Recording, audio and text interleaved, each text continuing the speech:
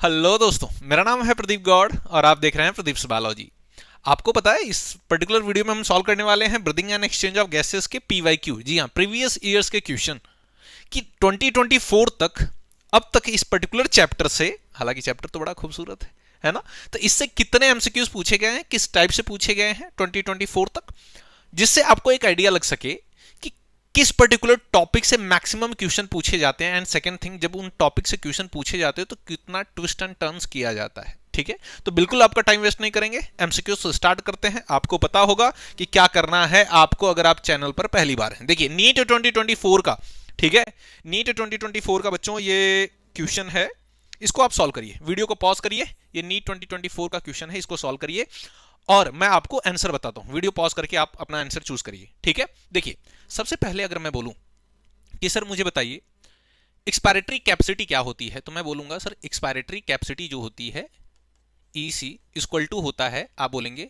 Tidal volume plus क्या होता है बच्चों, ERV, है ना, ERV एक्सपायरेटरी रिजर्व वॉल्यूम। तो ये कहां चला गया बताइए, टाइडल वॉल्यूम प्लस ERV हो गया, तो पहले का सेकंड हो गया। ठीक है, functional residual capacity, functional residual capacity क्या होता है, फंक्शनल रेसिडुअल कैपेसिटी, इसका मतलब होता है बच्चों, इसका मतलब होता है, आप बोलेंगे sir vital residual residual volume, ठीक है, प्लस क्या होगा ERV। ठीक है, रेसिडुअल वॉल्यूम प्लस ERV कहां मिल रहा है आपको बताइए, रेसिडुअल वॉल्यूम, ठीक है, ERV हो गया प्लस रेसिडुअल वॉल्यूम, तो हो गया सेकंड का कौन सा हो गया, फोर्थ। ठीक है, वाइटल कैपेसिटी क्या होती है, वाइटल कैपेसिटी का फॉर्मूला क्या है, VC इक्वल टू क्या होता है, VC इक्वल टू क्या होता है, ERV expiratory reserve volume plus tidal volume plus IRV। ठीक है, तो वाइटल कैपेसिटी ये कहां पर मिलेगा आपको बताइए, यहां पर देखिए expiratory reserve volume plus tidal volume plus inspiratory reserve volume. तो ये जो थर्ड है बच्चों, इसका कौन सा हो जाएगा, फर्स्ट। फिर उसके बाद inspiratory capacity, inspiratory capacity IC equal to क्या होता है, NCERT कहती है कि भैया जो टाइडल वॉल्यूम है उसके साथ अगर आपने इंस्पायरेटरी रिजर्व वॉल्यूम ऐड कर दिया तो ये हो जाती है इंस्पायरेटरी कैपेसिटी। ठीक है, तो इसका कौन सा हो जाएगा बच्चों बताइए, tidal volume plus inspiratory reserve volume.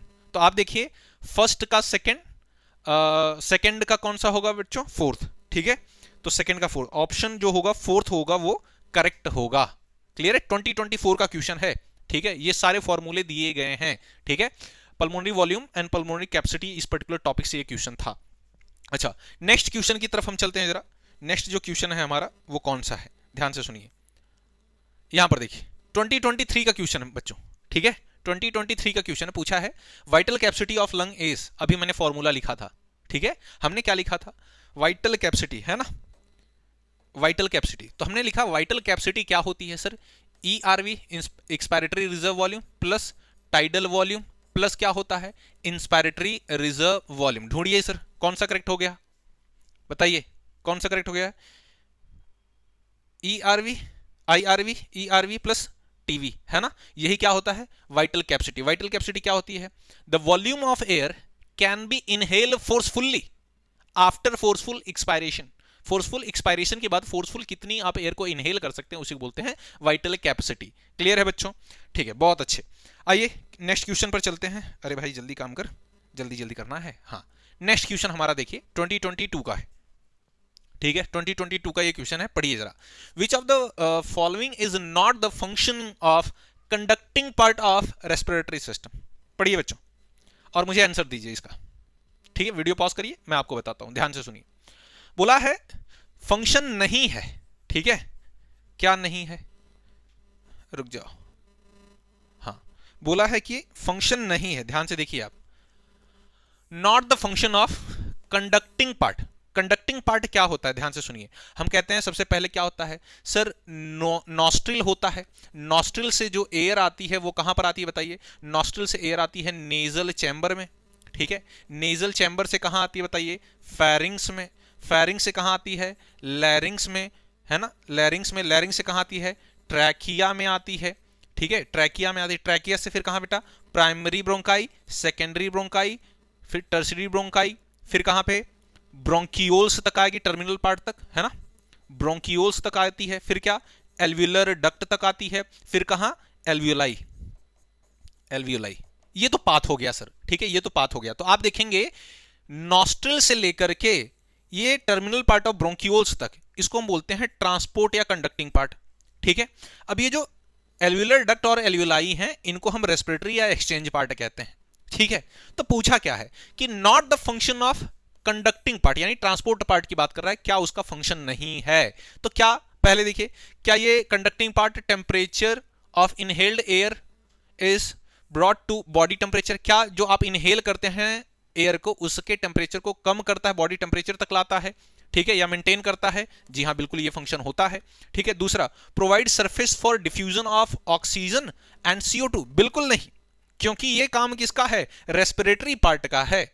ठीक है, डिफ्यूजन का। ठीक है, अच्छा, तो नॉट पूछा है इसीलिए ये करेक्ट हो जाएगा। ठीक है, अच्छा, it clear the inhaled air from the foreign particle, जी हाँ। अच्छा, इनहेल करता है एयर एंड ह्यूमिडिफाई उसे करता है इनहेल्ड एयर को, जी हाँ बिल्कुल करता है। ठीक है, तो पहला वाला भी फंक्शन है, थर्ड वाला भी फंक्शन है एंड फोर्थ वाला भी फंक्शन है। क्या फंक्शन नहीं है बताइए, बी वाला। तो अब पूछा नॉट करेक्ट, इसीलिए यही क्या होगा, करेक्ट होगा। क्लियर है, बहुत अच्छे, बहुत अच्छे। हाँ, ये देखिए फिर से 2022 का क्वेश्चन है बच्चों। ठीक है, चलिए जवाब दीजिए सर। बहुत ही प्यारा क्वेश्चन है, ट्रांसपोर्टेशन ऑफ गैसेस, है ना, वहां से ये पर्टिकुलर क्वेश्चन है। वीडियो को पॉज करिए, देखिए, अगर मैं आपसे बोलूं ट्रांसपोर्टेशन ऑफ गैसेस, ध्यान से सुनिए, ट्रांसपोर्टेशन ऑफ गैसेस में अगर आप ध्यान दीजिए तो एक चीज समझ में आती है कि भैया जो ऑक्सीजनेटेड है ना, ऑक्सीजनेटेड जो ब्लड होता है उसकी क्या कहानी है, और जो डीऑक्सीजनेटेड ब्लड होता है ना, उसकी क्या कहानी है। तो मैं आपको बता दूं, इन दोनों की पहली चीजें समझ लो आप। जो ऑक्सीजनेटेड ब्लड होता है, अगर 100 ml ऑक्सीजनेटेड ब्लड है तो वो 20 ml ऑक्सीजन को कैरी करता है, ठीक है, अपने साथ लेकर के जा सकता है। लेकिन टिश्यू को कितना देता है, जस्ट 5 ml, है ना, 5 ml ही देता है, किसको, टिश्यू को। ठीक है, और जो डीऑक्सीजनेटेड ब्लड होता है इसमें तो CO2 होगी। 100 ml जो डीऑक्सीजनेटेड ब्लड होता है ये क्या करता है, टिश्यू से, ध्यान से सुनो, टिश्यू से लाता है एल्वियोलाई तक, एल्वियोलाई तक क्या लाता है बच्चों बताइए, CO2 लाएगा, कितना, 4 ml लाता है। ठीक है, 4 ml CO2 को ट्रांसपोर्ट करता है। ठीक है, कहां तक बताइए, एल्वियोलाई तक, लंग्स तक। ठीक है, तो क्वेश्चन में क्या पूछा है, क्वेश्चन में क्या पूछा है, क्वेश्चन में पूछा है under the normal physiological condition in human being every 100 ml of oxygenated blood can deliver dash ml of oxygen to tissue। तो भैया 100 ml ऑक्सीजनेटेड जो ब्लड है वो टिश्यू को कितना ml दे रहा है ऑक्सीजन बताइए, हम बोलेंगे सर 5 ml। तो कौन सा ऑप्शन हो जाएगा, ऑप्शन डी। क्लियर है बच्चों, बहुत अच्छे, है ना, कॉन्सेप्ट भी, रिवीजन भी हो जाएगा तुम्हारा, बढ़िया चीज है ना। आ जाओ नेक्स्ट, वाजिबा 2021 का ये क्वेश्चन है, बताइए सर, 2021 का क्वेश्चन है, पढ़िए। Select the favourable condition required for the formation of oxy haemoglobin at alveoli.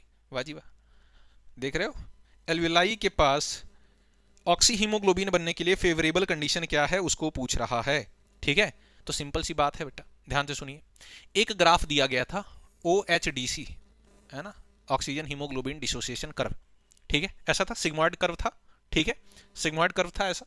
तो ये ग्राफ राइट साइड की तरफ किधर शिफ्ट, कब शिफ्ट होगा, ध्यान से सुनिए, अनफेवरेबल कंडीशन में। तो हम उसके लिए, मैं एक ट्रिक दिया है मैंने अपने वन शॉट में, मैंने वन शॉट इस पे डाला हुआ है, आप जाकर देख सकते हो, उसमें मैंने एक ट्रिक दिया, क्या, कैडेट फेस राइट, कैडेट, ये क्या करेगा, इसका फेस राइट की तरफ मोड़ देगा। राइट की तरफ मोड़ने का मतलब क्या है, ये इधर आ जाएगा, है ना, ये इधर आ गया राइट साइड। ये कब आएगा, अनफेवरेबल कंडीशन में, मतलब क्या, जब C फॉर क्या, कार्बन डाइऑक्साइड क्या हो, ज्यादा हो। ठीक है, A फॉर व्हाट, एसिडिटी, यानी हाइड्रोजन आयन कंसंट्रेशन भी ज्यादा हो। D फॉर व्हाट, 2,3 डाइफॉस्फोग्लिसरेट जब ज्यादा हो। ठीक है, E फॉर एक्सरसाइज जब आप ज्यादा करें। T फॉर व्हाट, टेम्परेचर जब आपकी बॉडी का ज्यादा हो। तो ये राइट साइड की तरफ शिफ्ट होगा। तो इसमें क्या होता है, जो हीमोग्लोबिन के साथ ऑक्सीजन होती है वो टूट जाती है, डिसोसिएट हो जाती है। राइट साइड शिफ्ट करने का मतलब ये है। और ये कहां होता है, टिश्यू में। एल्वियोलाई के पास क्या होगा, लंग्स के पास क्या होगा मेरे बच्चों, ये लेफ्ट साइड की तरफ शिफ्ट होगा, है ना, किधर की तरफ, लेफ्ट साइड की तरफ शिफ्ट होगा, इधर की तरफ, है ना। तो लेफ्ट शिफ्ट कब होगा, जब ये चीजें अपोजिट हो जाएं, अपोजिट का मतलब क्या है भैया, ऑक्सीजन का कंसंट्रेशन जो है, partial pressure of oxygen increase कर जाए, ठीक है, CO2 का पार्शियल प्रेशर डिक्रीज कर जाए, हाइड्रोजन आयन कंसंट्रेशन यानी एसिडिटी डिक्रीज कर जाए, टेम्परेचर जो है आपका वो भी डिक्रीज कर जाए, ठीक है, एक्सरसाइज थोड़ा सा आप कम करें, है ना, तो उस केस में क्या होगा, ये चीजें कम होंगी, है ना, 2,3 डाइफॉस्फोग्लिसरेट जो होगा अगर वो कम बने तो उस केस में क्या होगा, ऑक्सी हीमोग्लोबिन का फॉर्मेशन ज्यादा होगा। ध्यान से सुनिए, बोला है ऑक्सी हीमोग्लोबिन फॉर्मेशन के लिए, ठीक है, कंडीशन कौन सी फेवरेबल होगी, ध्यान से सुनिए। तो यहां पर मैंने लिख दिया ये फेवरेबल कंडीशन होगी, ढूंढिए कौन सी है बेटा। क्या लो पार्शियल प्रेशर ऑफ CO2, जी हाँ। मोर H+, नहीं, H+ भी कैसा होना चाहिए, लो, तो ये इनकरेक्ट हो गया। High partial pressure of oxygen, low partial pressure of CO2, less H+ होगा, ठीक है, लोअर टेम्परेचर, जी हाँ बिल्कुल, ऑप्शन बी इज करेक्ट। समझ पा रहे हैं सर, ठीक है, नहीं देगा तो जाकर के वन शॉट देखिए, आई थिंक 1.5 घंटे में पूरा चैप्टर फिनिश किया है, एनसीईआरटी की each and every line clear की है, बहुत सारी ट्रिक भी दी है आपको, ठीक है बच्चों, बहुत अच्छे। नेक्स्ट चलिए, नीट 2020 का क्वेश्चन है मेरे बच्चों, बहुत ही खूबसूरत सा क्वेश्चन है, पढ़िए, है ना, कितनी खूबसूरत बात लिखी है, क्या लिखी है सर, कि भैया सांस कैसे लेते हो, है ना, मुझे बता दो सांस कैसे लेते हो तुम, है ना, मैकेनिज्म ऑफ इंस्पायरेशन से क्वेश्चन है कि उसमें क्या चीजें होंगी, ठीक है, select the correct events that occurs during what, inspiration. Inspiration में क्या होता है, ठीक है, तो एक चीज हमने समझ लो, इंस्पायरेशन की मैकेनिज्म, अगर मैं फ्लो चार्ट दिखाऊं आपको कैसे होता है, आपसे जब भी क्वेश्चन पूछे तो हमेशा याद रखिए, कॉन्सेप्ट याद रखिए, क्वेश्चन नहीं, कॉन्सेप्ट याद रखिए, टॉपिक को क्लियर करिए, उससे जितने भी क्वेश्चन फ्रेम होंगे, चाहे जितने टाइप से घुमा फिरा के, वो चीजें हो जाएंगी आपकी, ठीक है। तो सबसे पहली चीज क्या, जो डायफ्राम होता है, डायफ्राम होता है, उसमें होता है कॉन्ट्रैक्शन, ठीक है, दूसरा डायफ्राम में कॉन्ट्रैक्शन होगा बच्चों, ठीक है, और क्या होगा, एक्सटर्नल इंटरकॉस्टल मसल में भी होगा क्या, कॉन्ट्रैक्शन, ये चीजें होती हैं। उसके बाद क्या होता है, डायफ्राम जो होता है वो फ्लैट हो जाता है, डायफ्राम फ्लैट होगा, और क्या होगा, डायफ्राम फ्लैट होगा, स्टर्नम, स्टर्नम रिब्स, ये सब क्या होंगी, बाहर की तरफ और ऊपर की तरफ मूव करती हैं, है ना, मूव्स अपवर्ड एंड आउटवर्ड, देखो, है ना, बाहर की तरफ और ऊपर की तरफ मूव करती हैं, जिसकी वजह से क्या होगा, थोरैसिक जो वॉल्यूम है बेटा, है ना, जो थोरैसिक वॉल्यूम है वो इंक्रीज कर जाएगा, इंट्रापल्मोनरी प्रेशर, है ना, ये डिक्रीज कर जाएगा, जैसे ही इंट्रापल्मोनरी प्रेशर, लंग्स के अंदर प्रेशर कम होगा, बाहर प्रेशर ज्यादा होगा, तो बाहर से एयर अंदर आ जाती है, उसी मैकेनिज्म को बोलते हैं क्या, इंस्पायरेशन, क्या बोलते हैं, इंस्पायरेशन। बहुत अच्छे, तो यहां पर पूछा है कि कौन कौन सी चीजें होती हैं, तो क्या कॉन्ट्रैक्शन इन डायफ्राम होता है, जी हां बिल्कुल होता है sir. Contraction in external intercostal muscle, जी हां बिल्कुल, देखिए एक्सटर्नल इंटरकॉस्टल मसल होता है, ठीक है। क्या पल्मोनरी वॉल्यूम डिक्रीज करता है, नहीं, पल्मोनरी वॉल्यूम यानी कि थोरैसिक वॉल्यूम जो होगा वो क्या होगा, इंक्रीज होगा, इंट्रा पल्मोनरी प्रेशर डिक्रीज करता है, लंग्स के अंदर प्रेशर कम होता है, जबकि पल्मोनरी वॉल्यूम क्या होगा, इंक्रीज होगा, ठीक है। अच्छा, ये रॉन्ग हो गया, ठीक है, और इंट्रा पल्मोनरी प्रेशर क्या होगा, इंक्रीज, नहीं, इंट्रा पल्मोनरी प्रेशर क्या होगा, डिक्रीज होना चाहिए, तो ये भी क्या हो गया, रॉन्ग। तो मतलब ए और बी जो है वो करेक्ट है, ढूंढिए सर कहां है, A and B, option D is correct. Clear है, हाँ, ऐसे ही सॉल्व करना है और कुछ नहीं, ऐसे ही क्वेश्चन आ रहे हैं, ठीक है, बहुत अच्छे। नेक्स्ट, नेक्स्ट चलो, नीट 2022 का फेज 2 का जो पूछा गया है क्वेश्चन, यहां से बड़ा ही खूबसूरत, रेगुलेशन ऑफ रेस्पिरेशन, है ना, टॉपिक है रेगुलेशन ऑफ रेस्पिरेशन, पढ़िए बच्चों, इसको सॉल्व करिए। देखिए पूछा क्या है, पूछा क्या है sir, identify the region of the human brain which has the pneumotaxic centre, है ना, क्या पूछा है, न्यूमोटैक्सिक सेंटर कहाँ होता है, तो भैया एक चीज हमको पता है कि जब भी हम रेगुलेशन करते हैं, है ना, रेगुलेशन मतलब क्या होता है, कंट्रोल करना, रेगुलेशन तो दो ही चीजों से होता है, एक है हमारा पोन्स वेरोलाई, है ना, पोन्स वेरोलाई, ठीक है, दूसरा है मेडुला ऑब्लोंगेटा। तो पोन्स वेरोलाई में होता है न्यूमोटैक्सिक सेंटर, ठीक है, अगर आपके ब्लड में CO2 और हाइड्रोजन आयन कंसंट्रेशन में कोई चेंजेस होते हैं तो उसको क्या कर लेगा, पहचान लेगा, और ब्रेन में जो मेडुला है उसको सिग्नल देगा भैया जल्दी जल्दी सांस ले, तेरे बॉडी में CO2 ज्यादा हो गई है, ठीक है।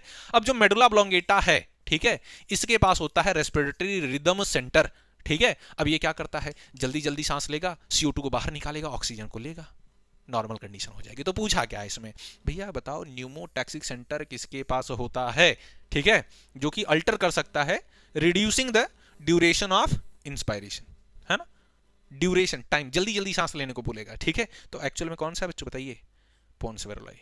अगर पूछ ले रेस्पिरेटरी रिदम सेंटर तो किसको लगाते हैं हम, मेडुला ऑब्लोंगेटा को। क्लियर है, बहुत अच्छे। नेक्स्ट वाजी, नीट 2019 का क्वेश्चन है बच्चों, ठीक है, 2019 का क्वेश्चन है, पढ़िए, आंसर दीजिए। The maximum volume of air a person can breathe in after force expiration is known as खूबसूरत क्वेश्चन है, क्या बात है। हाँ वही टॉपिक सेम है, pulmonary volume and pulmonary capacity, ठीक है। तो पूछ रहा है भैया कि फोर्सफुल एक्सपायरेशन के बाद मैक्सिमम कितनी एयर आप इनहेल कर सकते हैं, ठीक है। तो भैया वो क्या है, वाइटल कैपेसिटी क्या है, वाइटल कैपेसिटी, अरे आजा, ऑप्शन सी जो है वो करेक्ट है, ठीक है। चलिए आगे बढ़ते हैं, आजा, नहीं, हाँ ठीक है। नेक्स्ट एसर्सन रीजन का क्वेश्चन है बच्चों, ठीक है, 2021 का, नीट 2021 का क्वेश्चन है। आप बताएंगे, बहुत अच्छे से, इस पे थोड़ा टाइम लीजिए, वीडियो को पॉज करिए, टाइम लीजिए, उसके बाद हम डिस्कस करते हैं इसको, ठीक है। तो देखिए क्वेश्चन में पूछा है आपसे कि मुझे बताइए, असर्शन दिया गया है, a person goes to high altitude and experience altitude sickness with symptoms like breathing difficulty and heart palpitation. जी हाँ, कि क्या एक कोई पर्सन है, अगर वो हाई एल्टीट्यूड पे चला जाए, बहुत ऊंचाई पर चला जाए, तो क्या वो एक्सपीरियंस करेगा एल्टीट्यूड सिकनेस, ठीक है।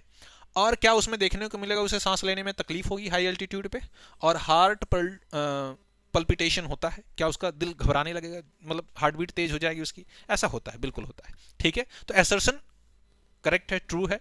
Reason, due to low atmospheric pressure of at high altitude the body does not get sufficient oxygen, बिल्कुल सही है, ठीक है। तो यहां पे असर्शन और रीजन दोनों करेक्ट हैं, और जो रीजन है वो असर्शन को एक्सप्लेन करता है, तो both are correct, both are true, and reason is correct explanation of A, so option A is correct, ठीक है बच्चों, बहुत अच्छे, ठीक है। नेक्स्ट क्वेश्चन देख रहे हो, बार बार एक चीज हमें समझ में आ रही है कि sir pulmonary volume and capacity जो है ना बहुत ही इंपॉर्टेंट है ना। और मैंने आपको बताया था 25 मोस्ट इंपॉर्टेंट टॉपिक दिए हैं मैंने आपको पूरी बायोलॉजी के, 11-12 मिला करके पढ़िए उनको, वहां से मैक्सिमम क्वेश्चन आते हैं, ठीक है। फिर उसके बाद मोस्ट इंपॉर्टेंट चैप्टर की भी वीडियो मैंने आपको डाल रखी है, और कोई भी पर्टिकुलर टॉपिक पर मैं कहता हूँ डाउट हो, आप लिखिए उस कमेंट सेक्शन में, उस पर्टिकुलर टॉपिक का नाम मैं आपको वीडियो बनाकर प्रोवाइड कर दूंगा। फिलहाल ये क्वेश्चन देखिए, सेम है, ठीक है। हम क्या बोल रहे हैं सर, हम क्या बोल रहे हैं सर, आप देखिए ये टाइडल वॉल्यूम कितना होता है, टाइडल वॉल्यूम ए का सी हो जाएगा सर 500 टू, है ना, ए का सी हो गया 500 टू 550। इंस्पायरेटरी रिजर्व वॉल्यूम कितना होगा बताइए, 2500 टू 3000 ml, तो मतलब कौन सा हो गया, ए हो गया। एक्सपायरेटरी रिजर्व वॉल्यूम कितना होता है, ERV 1000 टू 1100 ml, ठीक है, तो ये कौन सा हो गया, डी हो गया। रेसिडुअल वॉल्यूम कितना होता है बताइए, 1100 टू 1200 ml, मतलब इसका बी हो गया। तो ढूंढ लीजिए sir, CADB, option B is correct, है ना सर। बस एक चीज आपको समझ लेनी है, मैंने जो ग्राफ आपको बताया है उस पर्टिकुलर वन शॉट में, तो वो आपको देख लेना है थोड़ा सा, ठीक है। चलिए नीट 2019 में सेम यहां से देखिए क्वेश्चन पूछा गया है, ठीक है, बहुत ही खूबसूरत सा क्वेश्चन है, रेस्पिरेटरी डिसऑर्डर से ये क्वेश्चन है, देखिए आप, है ना, इसको देखिए। तो पूछा है बच्चों, इसमें पूछा है आपसे, due to the increase in airborne allergens and pollutants many peoples in urban area are suffering from respiratory disorders causing wheezing मतलब क्या होता है, खांसते ना ऐसे, है ना। तो ये किसमें, ऐसा साउंड किसमें आता है बताइए, अस्थमा में आता है। कभी भी आपको एलर्जी दिख जाए सर, एलर्जी वर्ड दिख जाए, तो समझ लेना ये अस्थमा की बात हो रही है।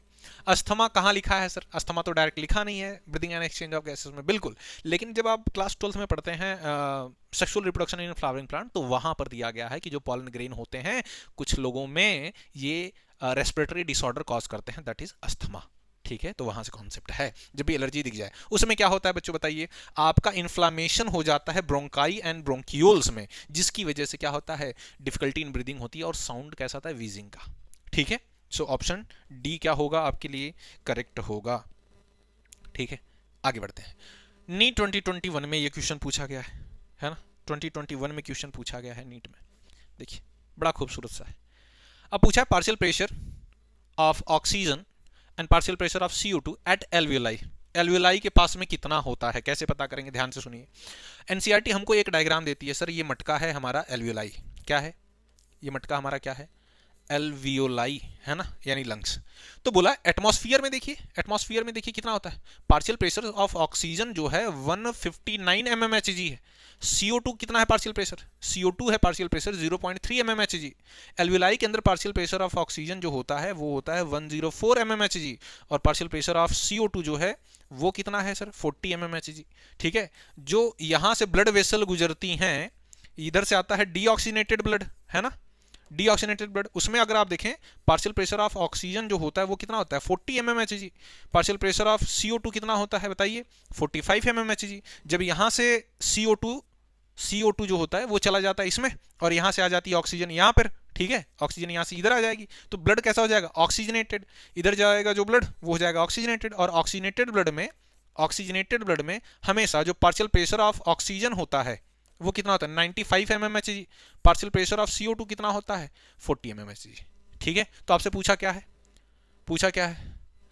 पार्शियल प्रेशर, ठीक है, कहां पर एल्वियोलाई में, तो एल्वियोलाई में देख लो आप 104 एंड 40 mmHg किधर है पार्शियल प्रेशर, ये देखो पार्शियल प्रेशर ऑफ ऑक्सीजन कितना है 104 और partial pressure of CO2 40 mmHg। Option B is correct. Clear है बच्चों, वाह जी बहुत अच्छे, बहुत अच्छा कर रहे हैं आप, लगे रहिए। आगे बढ़ते हैं। नीट 2020 का ये क्वेश्चन है बच्चों, सॉल्व करिए आप इसे। ठीक है, बड़ा ही खूबसूरत सा क्वेश्चन है। ठीक है, देखिए the total lungs capacity TLC is the total volume of air accommodated in the lungs at the end of force inspiration. This includes, भैया TLC क्या होता है, टोटल लंग्स कैपेसिटी क्या होती है, सारे वॉल्यूम को मेजर कर दो, सारे वॉल्यूम को मेजर कर दो। क्या sir residual volume plus expiratory reserve volume plus tidal volume plus क्या होगा इंस्पायरेटरी रिजर्व वॉल्यूम, ऐड कर दो सबको, हो गया। ढूंढो कौन सा है, देखो residual volume, expiratory reserve volume, tidal volume और कौन सा इंस्पायरेटरी रिजर्व, लो जी हो गया, ऑप्शन सी इज करेक्ट। ठीक है, आगे बढ़ते हैं। ये देखो नेक्स्ट नीट 2018 का क्वेश्चन है, पूछा है विच one of the following is an occupational respiratory disorder. Occupational मतलब क्या, कामगार, काम करने से कौन सा रेस्पिरेटरी डिसऑर्डर आपको हो सकता है। भैया कोयले की खदान होती है जहाँ पे स्टोन वगैरह की ग्राइंडिंग वगैरह होती है तो वहाँ पे डस्ट वगैरह निकलती है, तो उसमें सिलिका की डस्ट निकल सकती है। अगर सिलिका की डस्ट है तो उसकी वजह से सिलिकोसिस हो जाता है। ठीक है, तो ऑप्शन जो बी है वो क्या है, करेक्ट है सर। ठीक है, आगे बढ़ते हैं। आजा, अरे मान ले, हो गया। हाँ, अगेन नीट 2018 का क्वेश्चन। ठीक है, यहां पर देखिए which one of the following option correctly represent the lungs condition in asthma and emphysema. वाह जी वाह, क्या बात है, बहुत ही खूबसूरत। अस्थमा और इम्फाइशेमा में दोनों में ढूंढना है। ठीक है, कि उसके एक्चुअल में इन दोनों में क्या चीजें होती हैं।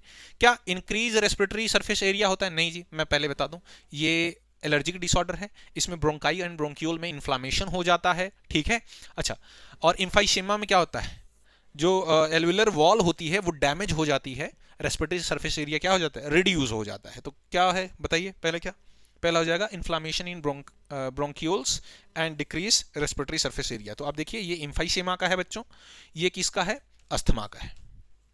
ठीक है, तो ऑप्शन सी क्या होगा, करेक्ट होगा, बहुत अच्छे। आगे बढ़ते हैं। 2019 का क्वेश्चन है, total volume and expiratory reserve volume of N athletes 500 and 1000 ml respectively, what will be the expiratory capacity, वाह जी वाह, expiratory capacity if the residual volume is 1200 ml। भैया रेसिडुअल वॉल्यूम से हमें कोई लेना देना ही नहीं, तुम पूछ रहे हो एक्सपायरेटरी कैपेसिटी, और एक्सपायरेटरी कैपेसिटी का मतलब होता है क्या, आप टाइडल वॉल्यूम ERV ERV हम कह सकते हैं प्लस टाइडल वॉल्यूम ऐड कर दो। तो तुमने टाइडल वॉल्यूम 500 ml दे रखा है, यहाँ पर देखो 500 ml, ERV तुमने कितना दे रखा है बताइए 1000 ml, तो दोनों को ऐड कर दो, कितना हो जाएगा 1500 ml। ऑप्शन ऑप्शन सी है ना। चलिए बहुत अच्छे, ये तो कंफ्यूज करने के लिए रेसिडुअल वॉल्यूम दे रखा है आपको कि आप उसके बारे में सोचें, बट हमें नहीं सोचना है, ओवर थिंक नहीं करना है, ठीक है। नीट में हमें ओवर थिंक नहीं करना है, जैसा क्वेश्चन पूछे बस उतना ही जवाब देना है। नेक्स्ट है हमारा diffusion over entire body, which of the following organism does not exchange. वाह, ध्यान देना, डज नॉट वाले बड़े खतरनाक होते हैं कि भैया does not exchange gases bye simple diffusion over entire body. कौन सा ऐसा ऑर्गेनिज्म है जो अपनी इंटायर बॉडी से सिंपल डिफ्यूजन के थ्रू रेस्पिरेशन नहीं कर सकता। तो भैया जो कर सकते हैं वो कौन कौन से थे सर, प्रोटोजोआ था, प्रोटोजोआ, और कौन सा था सर, पोरीफेरा, है ना, और कौन सा था सर, सीलेंट्रेटा, और कौन सा था सर, प्लेटी हेलमेंथीस, और कौन सा था सर, एनीलीडा, है ना। ये कर सकते हैं, अर्थवर्म भी आता है इसमें, ठीक है, एनीलीडा में। तो आप देखिए फ्लैटवर्म कर सकता है, सिलेंट्रेटा कर सकता है, पोरीफेरा कर सकता है, आर्थ्रोपोडा नहीं कर सकता भैया। ऑप्शन सी ही क्या होगा, करेक्ट होगा, क्यों, नॉट पूछा है, ठीक है, बहुत अच्छे, वाह जी वाह, क्या बात है। Which of the following animal lack specialised respiratory organ, किसमें स्पेशलाइज्ड रेस्पिरेटरी ऑर्गन नहीं होते हैं। अभी जस्ट जो अभी पहले हमने क्वेश्चन सॉल्व किया वही से क्वेश्चन है, ठीक है। तो देखो स्पेशलाइज, फिश में तो भैया गिल्स होता है, हमको पता है, तो गिल्स क्या है, वेस्कुलराइज्ड स्ट्रक्चर है, होता है। फ्रॉग भैया अपनी स्किन से भी सांस ले सकता है, अपने लंग्स से भी ले सकता है, बक्कोफेरेंजियल कैविटी से भी ले सकता है। कॉकरोच में ट्रैकियल ट्यूब्स होती हैं, इससे कर सकते। अर्थवर्म जो होता है उसमें कोई स्पेशलाइज्ड स्ट्रक्चर नहीं होता, जनरल बॉडी सरफेस से होता है, उसकी क्यूटिकल से, ठीक है। ऑप्शन डी ही क्या होगा, करेक्ट होगा। आ जाओ, अरे आ जा, अब क्या गाने सुनो, ये बोर्ड ना परेशान कर रहा है मुझे, रुक जाओ। हाँ देखो, बहुत ही अच्छा क्वेश्चन है, सिंपल है बड़ा, है ना। Which is a common passage of solving food and breathing. Common passage for both food and air कौन सा है बताइए, इसको तो बच्चा बच्चा बता दे सर। फेरिंग्स, किधर गया, फेरिंग्स ये क्या है, common passage for both food and air. चलिए next, the structure which prevents the entry of food, है ना, into respiratory tract. Respiratory tract में फूड की एंट्री को प्रिवेंट कौन करता है, रोकता कौन है भैया, इपीग्लॉटिस, किधर गया, ग्लॉटिस के ऊपर होता है, ग्लॉटिस क्या, ओपनिंग ऑफ लैरिंग्स और ट्रैकिया, ठीक है। तो इसके ऊपर जो होगा तो ईपी मतलब क्या, ऊपर, इपीग्लॉटिस होता है, बचाता है। अच्छा मुझे कमेंट सेक्शन में बताइए कि इपीग्लॉटिस किस टाइप के कार्टिलेज का बना है, ठीक है, मैं आपको रिप्लाई जरूर करूंगा, आप मुझे बताइए कमेंट सेक्शन में। Next,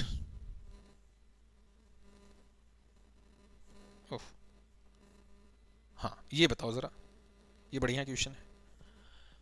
trachea divide two form bronchus at the level of dash vertebra. किस वर्टिब्रा के पास में जो ट्रैकिया है वो डिवाइड होता है, T5, एनसीईआरटी कहती है at mid thoracic vertebra, T5, ठीक है, बहुत अच्छे, आगे बढ़ते हैं। ये देखो, ठीक है, क्वेश्चन बढ़िया है, क्वेश्चन बढ़िया है सर, ठीक है, नीट के सारे क्वेश्चन पूछे गए, मैंने रखा है उसको, ठीक है। तो इसमें कैसे सॉल्व करेंगे इसको, एनिमल दिया गया है, रेस्पिरेटरी ऑर्गन आपको डिसाइड करना है। तो अर्थवर्म बताइए, अर्थवर्म केचुआ कैसे सांस लेता है, अभी हमने बताया, बताइए। Most which of the following is correct option, है ना, करेक्ट ऑप्शन कौन सा होगा, तो अर्थवर्म कैसा होगा बेटा बताइए, मोस्ट क्यूटिकल, है ना, फर्स्ट का ए हो जाएगा, ठीक है। एक्वेटिक आर्थ्रोपोड्स, है ना, एक्वेटिक आर्थ्रोपोड में क्या होते हैं, गिल्स होते हैं। इंसेक्ट्स में क्या होते हैं, ट्रैकियल ट्यूब्स होती हैं। बर्ड्स में क्या होते हैं, लंग्स होते हैं। तो आपको क्या मिलेगा, ए बी डी सी, ढूंढिए, ए बी डी, ये तो नहीं होगा, ए किधर गया, ए बी डी, डी दे दिया है यहां पर बेटा, दो बार बी डी हो गया है ना, यहां पर सी होगा, ठीक है, ये मिसप्रिंट है, तो ये जो होगा वो करेक्ट होगा, ठीक है। लेट मी चेक, हाँ यहाँ पे सी होना चाहिए, ठीक है। चलिए प्रिंटिंग मिस्टेक है बच्चों, अवॉइड करेंगे, आगे बढ़ते हैं। हो गया, बस इतना ही था, ठीक है, द एंड। बताइए मुझे कमेंट सेक्शन में वीडियो कैसी लगी, और किसी पर्टिकुलर टॉपिक पर आप चाहते हैं PYQ, MCQs या बाकी सारी चीज़ें, तो आप कमेंट सेक्शन में जरूर लिखिए। मिलते हैं आपसे नेक्स्ट वीडियो में एक नई इन्फॉर्मेशन के साथ। तब तक के लिए